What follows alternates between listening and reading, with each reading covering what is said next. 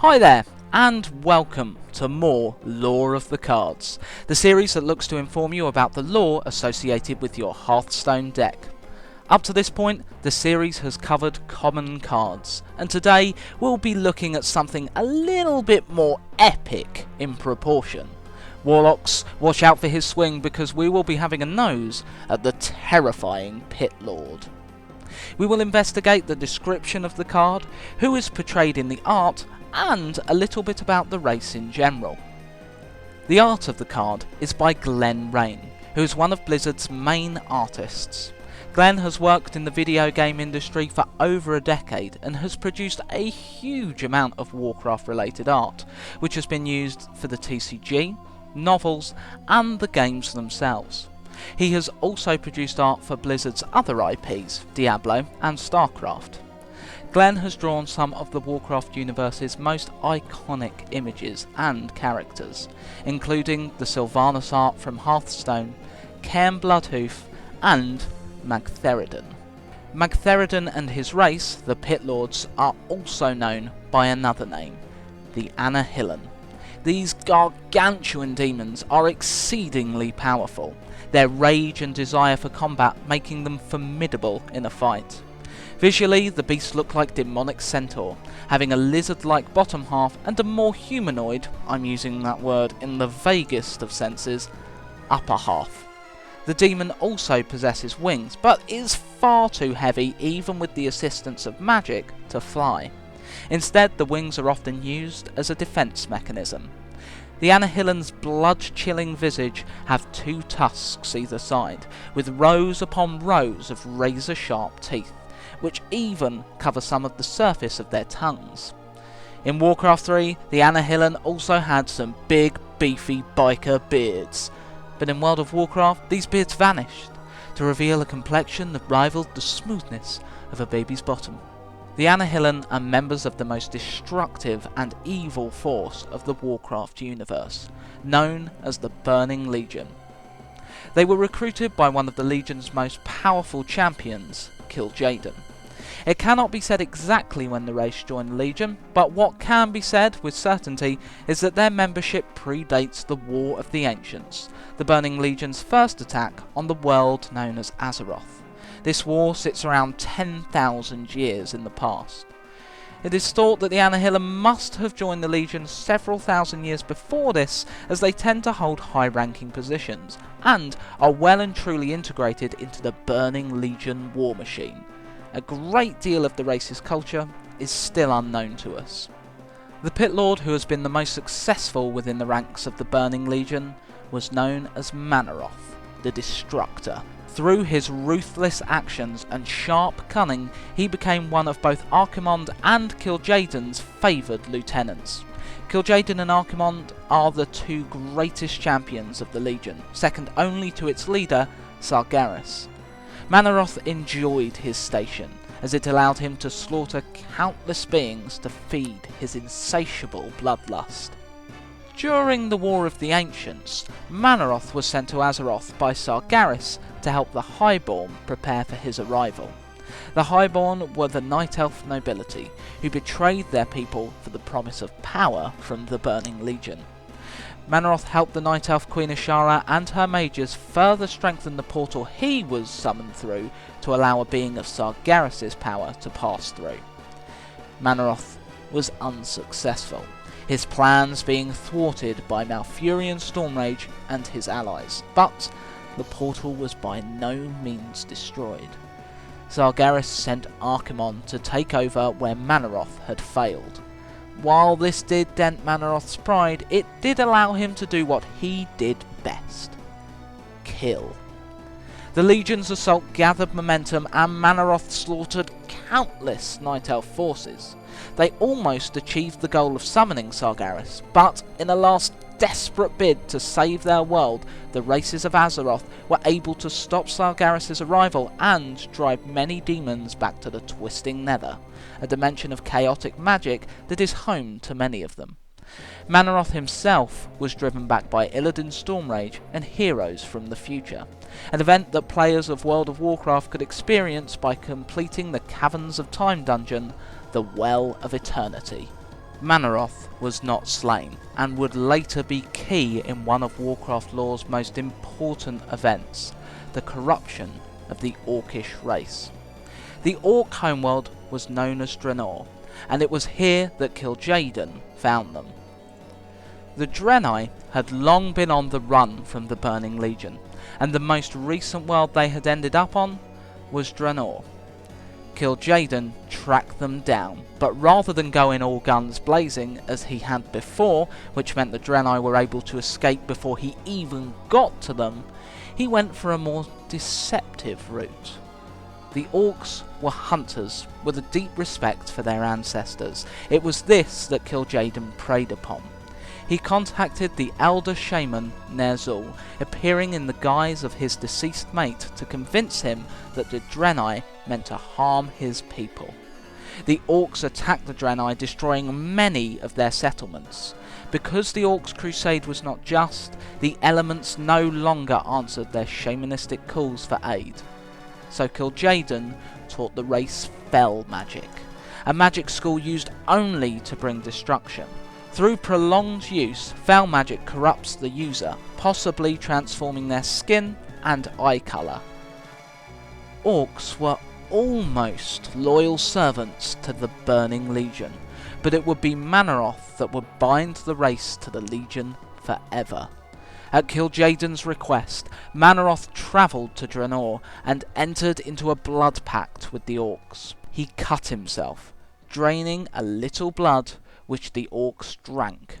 With this, their corruption was complete. The Orcs' appearance had drastically changed. Their skin had gone from brown to green, and their eyes now glowed red. Only one Orc clan did not drink the blood of Mannoroth, the Frostwolves, but they did not escape corruption, since they too had been using and been exposed to large quantities of Fel magic. This new corrupted appearance was now passed on to all Orcs, except those who had never come into contact with Fel magic or Mannoroth's blood. As well as giving the Orcs more demonic power, Mannoroth's blood gave them his insatiable bloodlust. With this now driving their actions, the Orcs wiped most of the Draenei from the face of Draenor. Later, the Orcs were set loose on Azeroth by the Burning Legion to weaken the world for their second invasion. Shockingly, the Orcs were defeated by the humans and placed into internment camps. Since the Orcs were powered from his blood, this reflected badly on Mannoroth, and he vowed vengeance on the race for shaming him. Where the Orcs failed, the undead Scourge was successful. Archimonde and his forces, including Mannoroth, crossed over into Azeroth to begin their second invasion. As Mannoroth ripped apart what paltry resistance the humans had left in them, he noticed the lack of Orcs. The Orcs had broken free of the human internment camps and were rediscovering their shamanistic roots. They had also left the Eastern Kingdoms for Kalimdor. This enraged Mannoroth even further, as he felt the Orcs were his by right, and looked to travel to Kalimdor to eliminate his pets. Archimonde forbade Mannoroth from killing the Orcs, as they could be put to further use by the Legion. When Mannoroth arrived in Kalimdor, he was able to sense the immense power of Cenarius, the demigod who had played a major role in thwarting the Legion's first invasion. His companion, the Dreadlord Tichondrius, suggested using the Orcs to defeat Cenarius. They would have little chance against Cenarius. If memory serves, his powers were quite formidable. Yes, but so are yours. The blood pact that you made with the Orcs long ago still binds them to you. You need only recharge their energies. Just what are you suggesting, Dreadlord? Spill your burning blood into this pool. Its corruption will lure the Orcs to it. And once they've tasted your blood again, they will be unstoppable.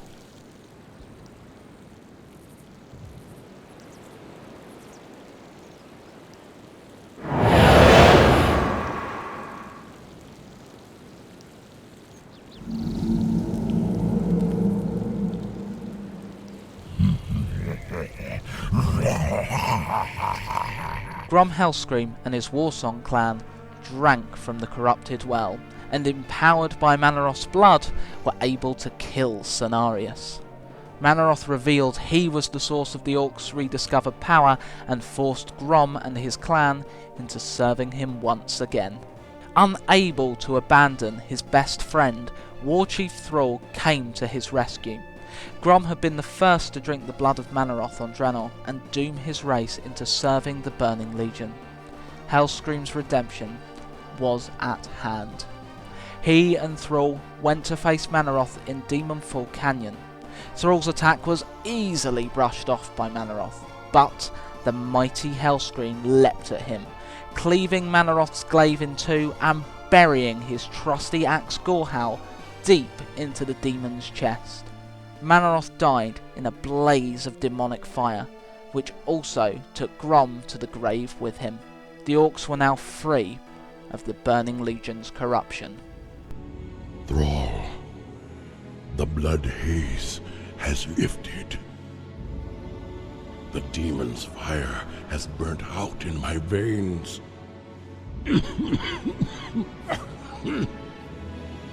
I have freed myself.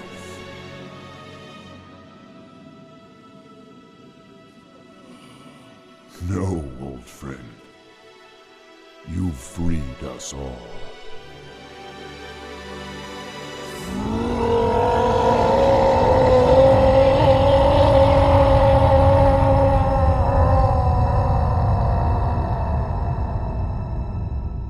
But we are not done there today, guys, as Magtheridon is the Pit Lord depicted on the card.